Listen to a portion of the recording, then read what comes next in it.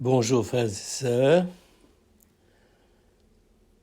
nous voici donc aujourd'hui 9 novembre, invités à célébrer une fête qui ne nous dit plus grand-chose. Ça s'appelle la dédicace de l'église du Sauveur, de la cathédrale du Sauveur, et qui est à Rome. C'est la cathédrale de Rome. Beaucoup d'entre vous connaissent ce fronton très beau, baroque, n'est-ce pas, avec cette inscription Ecclesia caput et mater omnium ecclesiarum, l'Église, tête et mère de toutes les églises. C'est un très beau monument qui a été construit par Constantin en 324, donc le 313 c'est l'édit de Milan, c'est la paix de Milan, n'est-ce pas? C'est la reconnaissance du christianisme comme religion autorisée, non pas comme religion officielle comme certains le disent. Et puis après cela, on a commencé à couvrir tout le bassin méditerranéen de monuments, de basiliques, que ce soit sur les lieux saints, le Saint-Sépulcre, Bethléem, également dans d'autres endroits de la Terre Sainte, que ce soit également à Rome, où d'emblée, Constantin a voulu qu'il y ait 5 basiliques romaines qui devaient, d'une certaine façon, reconfigurer à long terme l'urbanisme de Rome. Donc, pour nous, la plupart du temps, on se dit, mais c'est très très simple, voilà, 313, c'est Constantin qui a gagné par rapport à ses rivaux, et qui voulait aussi exercer avec lui le pouvoir sur l'Empire, mais lui a pris l'option chrétienne, et tandis que son dernier rival, c'était Licinius, et qui a finalement été vaincu à la bataille du pont de Milvius en 313, excusez-moi tous ces détails, mais c'est pour essayer de cerner le problème. Et on s'est dit, ben voilà, c'est très très simple, Constantin a gagné, et puis il a imposé la religion chrétienne. Est-ce que c'est aussi simple que ça?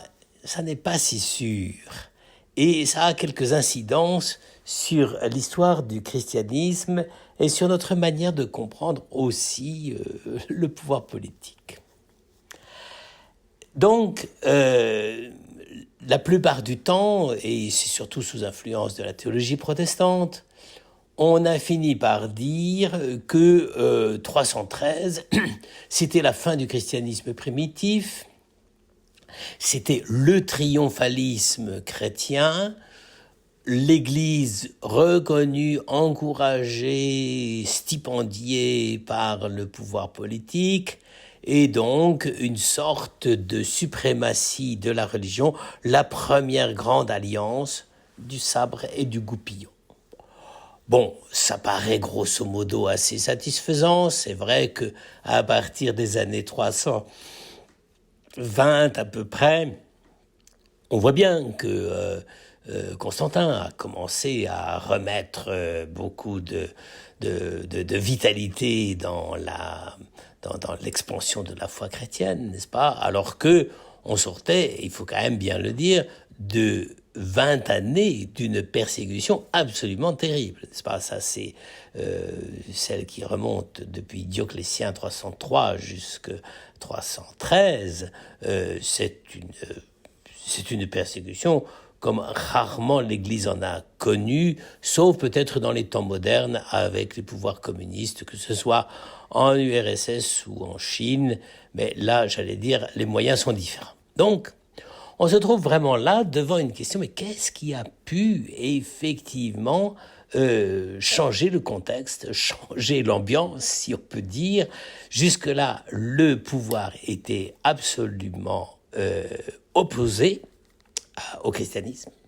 Et là, tout à coup, le christianisme devient une des clés de la transformation de l'Empire romain lui-même. Alors, inutile de vous dire que s'il fallait traiter toute la question, on y serait encore demain. Mais c'est vrai que on dit toujours, et là il y a quelque chose de vrai qu'il faut retenir, c'est que si les empereurs, et plus exactement, très exactement, Constantin, a décidé de faire que le christianisme serait reconnu comme religion autorisée, religion licite, n'est-ce pas, avant que plus tard on ne le reconnaisse comme religion quasi officielle, n'est-ce pas? Eh bien, c'est parce que on pensait que le monde romain, le monde politique romain, avait épuisé toutes ses cartouches culturelles, militaires, politiques, institutionnelles, et que il fallait retrouver un nouveau souffle. Et que finalement, l'adoption du christianisme, c'était comme une sorte de roue de secours pour essayer de redynamiser la société romaine. Pas tout à fait faux, et c'est sans doute un des aspects très, très justes de la vision politique de Constantin. Il sentait très très bien que le monde romain était arrivé à une sorte de fin de race, n'est-ce pas? Ça n'allait plus. D'ailleurs, il ne l'a pas fait, cette réforme, uniquement sur le problème de la religion. Mais il faut quand même savoir que Constantin a accentué la multilatéralité des capitales de l'Empire romain, n'est-ce pas? Rome paraissait quand même un tout petit peu en fin de course, mais Constantin avait voulu que Milan, Trèves, soient des lieux de capitale d'empire parce qu'ils avaient besoin d'un souffle nouveau et surtout de positions militaires extrêmement fortes par rapport aux invasions barbares qui commençaient à frapper sérieusement.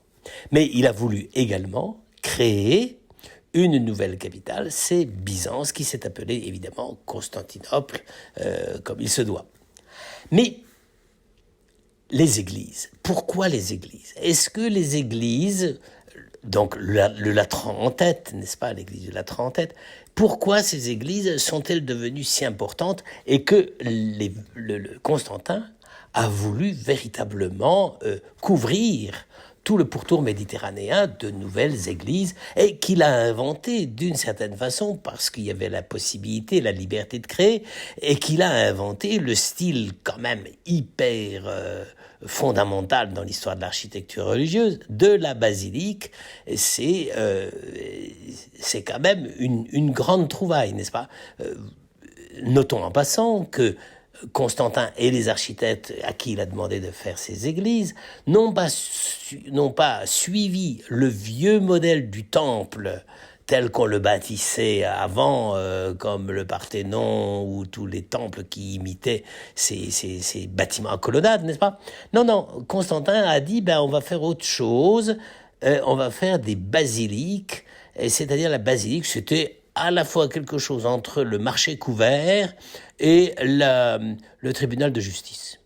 Donc un lieu public, un lieu où tout le monde pouvait se retrouver, soit parce qu'il faisait très très chaud et que donc il valait mieux être à l'abri sous des colonnades et avec une toiture adéquate, et puis quand il pleuvait, on était aussi à l'abri. Donc c'était surtout des basiliques, et comme c'était des colonnades qui s'avançaient, on aurait pu faire des basiliques s'il avait fallu de 500 mètres de long, parce que j'allais dire, ça se débitait au mètre, n'est-ce pas? C'est quand même assez impressionnant. Et alors, Constantin a voulu ça. Mais alors, quelle est l'inspiration de cela? Est-ce que c'est simplement pour couvrir l'église de cadeaux, parce qu'en se disant, comme ça, j'aurai les chrétiens dans ma poche? Ça, c'est ce qu'on dit la plupart du temps. Eh bien, si on lit les textes de près, mais on n'a pas le temps de trop le faire, mais c'est très intéressant pour comprendre la création des bâtiments églises, c'est que Constantin a édité plusieurs lettres dans lesquelles il expliquait que les chrétiens ayant été persécutés, dépossédés de leurs biens, que les communautés chrétiennes qui avaient déjà non pas des basiliques, mais des petites églises, des petits lieux de rassemblement, ayant été dépossédés de tout ça, ayant subi la persécution non seulement en y laissant la vie, ce qui est déjà absolument décisif, mais également en étant privés de tous leurs biens, spoliés, confisqués toutes les aumônes qu'il y avait pour les pauvres, etc. Constantin a dit, eh bien, il faut faire la réparation de cela. On a été terrible vis-à-vis de l'Église chrétienne, eh bien, il faut qu'on lui restitue ce qu'elle avait, et non seulement les modestes possessions qu'elle avait, mais il faut qu'on lui montre qu'on veut lui demander pardon. Et donc, vous voyez, si on se souvenait de cela, parce qu'évidemment, au bout de 2 ou 3 générations, c'est devenu uniquement un problème de construction et de programme d'urbanisme, la construction des églises dans les villes.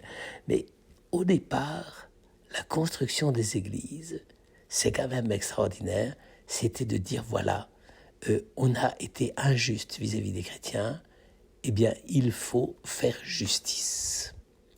Alors, on peut en tirer toutes les conclusions qu'on veut, mais moi, personnellement, je trouve que là, c'est quelque chose qui honore Constantin. Il a su que, effectivement, dans les générations précédentes, les chrétiens avaient beaucoup souffert. Il a su aussi que c'était à cause du pouvoir politique. Et bien maintenant qu'on avait fait souffrir tellement de générations de chrétiens et de façon si cruelle, eh bien il fallait que Constantin montre que bien ça, c'était fini. Et que lui-même, comme chef de l'Empire, donnait l'exemple en disant, eh bien voilà, on restitue à l'Église, ou on refait pour l'Église, soit qu'on l'aide à reconstruire des petites églises que les communautés chrétiennes avaient, parce que ça avait été détruit, soit qu'on restitue des fonds parce qu'on les leur avait volés, soit surtout parce qu'on doit, pour l'Église, lui donner les moyens de se rassembler. Frères et sœurs, c'est pour ça qu'aujourd'hui, vous remarquerez que la liturgie nous propose comme texte pour célébrer l'Église du Latran, la dédicace de l'Église du Latran, l'histoire de Zachée. Pourquoi ? Parce que Zachée, et c'est ça qui frappait l'imagination des anciens, c'est pas nos idées modernes de je ne sais pas quoi, c'était de dire, voilà, Zachée disait, voilà, j'ai fait du tort aux gens, j'ai extorqué de l'argent comme percepteur d'impôts, et bien maintenant que j'ai rencontré la foi, eh bien je vais restituer. Et si j'ai volé quelqu'un, je lui rendrai le quadruple. Vous voyez, c'était très réaliste comme manière de comprendre. C'était véritablement, non pas assurer une sorte de prestige de l'Église catholique parce que maintenant, ça y est, tout était réglé et tout le monde allait caresser les évêques et les curés dans le sens du poil. Ça, j'allais dire, c'est une vision un tout petit peu humiliante et de l'Église et du pouvoir. Mais non, c'était que l'Église qui avait été persécutée recevait, à travers l'action et la demande de pardon des évêques, recevait une sorte de don qui n'était pas simplement pour s'enrichir, parce que les églises n'ont jamais été une source de véritable enrichissement. Hein. C'est aujourd'hui que nous croyons ça, mais c'était pas ça qui était vu d'abord. C'était que c'était l'église de tout le monde. Et donc, à ce moment-là, les empereurs disaient, ben voilà, maintenant, nous avons redonné à l'Église sa capacité d'accueillir tout le monde. Alors vous le voyez, frères et sœurs, c'est quand même très beau comme manière de faire. C'est pas simplement des combinazioni entre le pouvoir politique et l'Église. Certes, ils en utiliseront beaucoup de ficelles après. Mais sur le moment, eh bien, Constantin, il avait envie simplement de dire, voilà, nous allons rendre aux chrétiens ce que nous avons volé de leurs biens et nous allons essayer de manifester dans le service de procurer des lieux de culte, n'est-ce pas, parce que c'était vital, eh bien, le fait que nous reconnaissons ce que nous lui devons à cette Église qui nous a apporté la foi. Mes frères et sœurs, je crois que si on entrait dans les grandes basiliques romaines avec cette attitude-là, ça nous donnerait autre chose que cette espèce de réflexe stupide de touriste qui admire les grandes dimensions, puis qu'est-ce que c'est beau, etc., qu'est-ce que c'est riche, et puis des plafonds dorés, etc. Oui, oui, bien sûr. Et ils trouvaient que c'était la manière à eux d'exprimer les choses. Mais ça n'empêche que c'était très profond parce qu'ils reconnaissaient à ce moment-là tout ce qu'ils devaient à l'annonce du mystère du Christ. Eh bien, essayons de retrouver la même attitude lorsque nous aidons nos églises, lorsque nous aidons à leur amélioration, à leur réparation et au fait qu'elles restent toujours vraiment accueillantes, car elles sont quoi? Elles sont accueillantes pour manifester le pardon et la joie de partager la foi.